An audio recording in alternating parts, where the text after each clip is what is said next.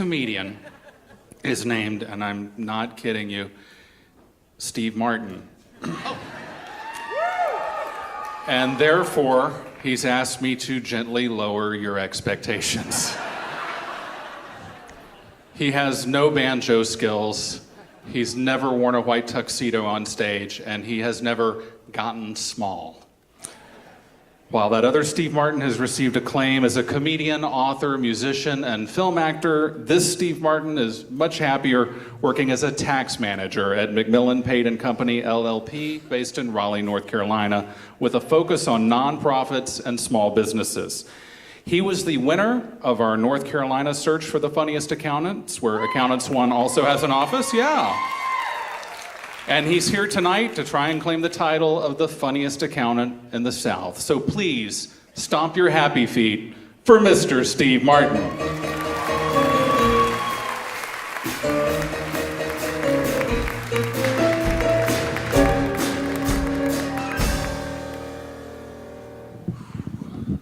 How's everybody doing tonight? My name is Steve Martin, as you just heard. My friends, they call me the Jerk. A lot of you might understand that reference. There are actually a few people in here that understand the nickname. So, I was watching this terrible show on Netflix last week. I watched it for like 6 straight hours, and I thought, Steve, stop wasting your life with this awful TV show. So I switched shows, and after a couple hours, I thought, Steve, maybe you need some friends. And I don't know how to make friends at this age. I'm at that age where everybody's doing their own thing. And so I decided I would just do a Google search. So I typed into Google, how to find friends as an adult. And the first result came up and it said, are you depressed? Take our quiz. And I gotta say, I scored so well, I hung it on the refrigerator. So I decided maybe I should see a professional. So I went to a professional and she said, Steve, you're not depressed. It's just social anxiety disorder. Just.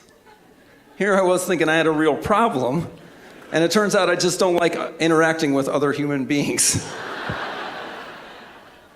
A lot of people don't think that anxiety is a real thing. They say, Steve, you just have to have some more self-confidence. And to those people I say, nothing, because I'm terrified of what they're going to think.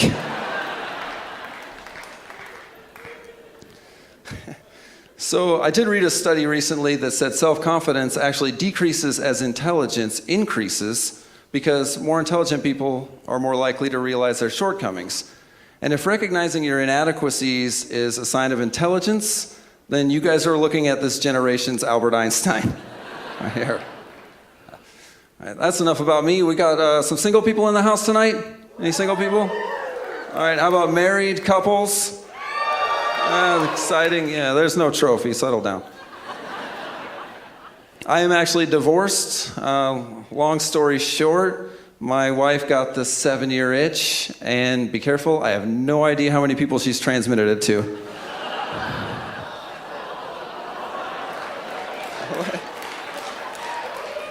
So when we split, she actually threw a divorce party.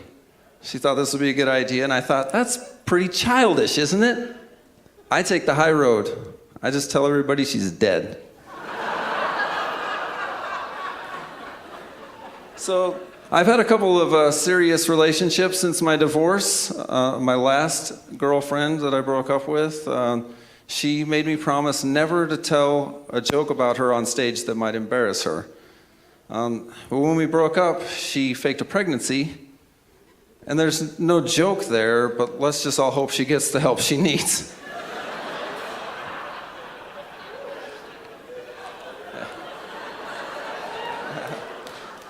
So I don't have any kids, unless she was telling the truth. I don't know, I blocked her number.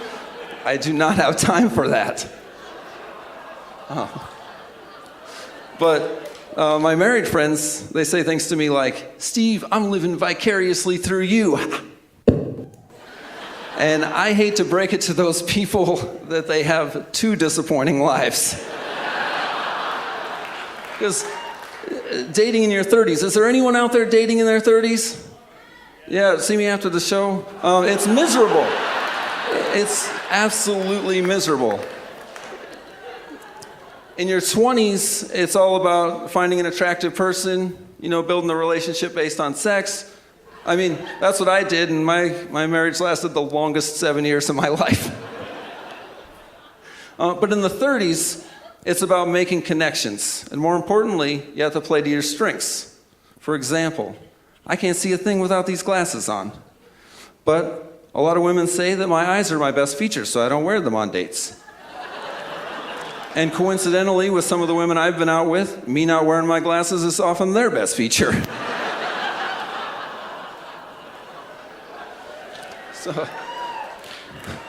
So a lot of people, they say, you got to go out there and find your soulmate, have everything in common. I tried that. I do not do it anymore. Last summer, I found the female equivalent of me. We were both insecure. We both like to spend all of our time by ourselves. And we both blame me for all of our problems. So now it comes down to one thing. I look for one thing, one commonality, and I just cannot find anyone as desperate as I am. But you know what they say, dying alone is the new 20s.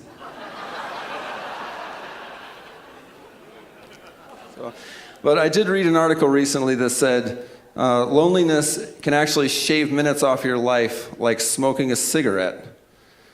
And so I have this to ask of you. Is there anyone out there that's willing to save a life tonight? Anyone? You? Maybe? All right. We'll talk. So, if you want to see me, I'll probably be out by the bar having a whiskey. My wife used to say, my ex-wife, she used to say, Steve, whiskey makes you a different person. And so I bought her a bottle, and unfortunately it did not work both ways.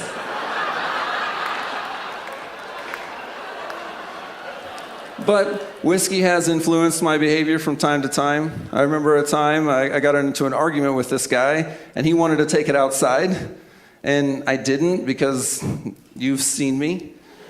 And I didn't know what to do. And Jack Daniels was like, don't worry, bro, I got this. So I grabbed that guy by the back of the head, and I planted a kiss right on his lips. And you know what? He didn't kiss me back. It's like every time I put myself out there. That's it for me, guys. I appreciate it. Thank you very much.